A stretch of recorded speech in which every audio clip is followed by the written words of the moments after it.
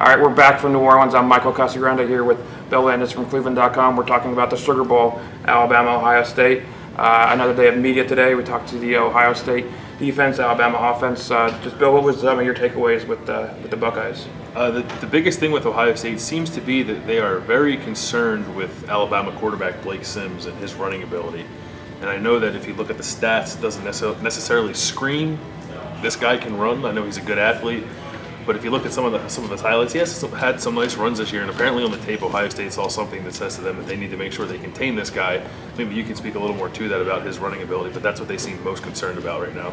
Yeah, no, with Blake, he's quick, he's shifty. He played running back for a while before he transitioned back to quarterback, but he's not necessarily the threat to run. They're not going to run as many read options. They had a few touchdowns on those plays, some longer plays earlier in the year. I think it's his ability to move within the pocket, to buy the extra time, to find the receivers. I mean, Arkansas, both touchdowns came as a result of him moving around.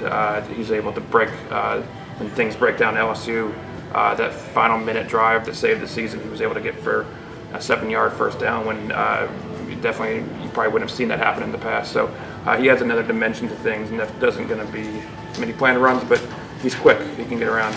Right, and they can, the Ohio State guys, which I found interesting, compared him to Braxton Miller a little bit, which is, I mean, for Ohio State fans, I'm sure people who follow the Buckeyes, that's pretty high praise because Braxton Miller is one of the better athletes to come through that program.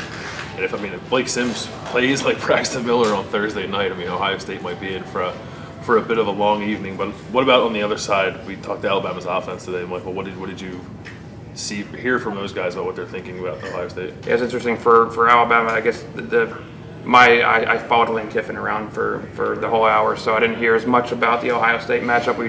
It was our one opportunity since August to talk to Lane Kiffin, so we talked just about everything. I think he got one Ohio State question, so I don't know if we could talk too much about that because for your audience might not be as interested to hear about Lane Kiffin's travel back to the coaching prominence. But it's been a big year for him, obviously, and there's a lot you can read on AL.com about that because it was obviously the big topic of the day. But tomorrow is media day. Both full teams, all the coaching staffs. It's going to be a busy day. There's going to be a lot to read on both sites. So come check it out tomorrow from New Orleans.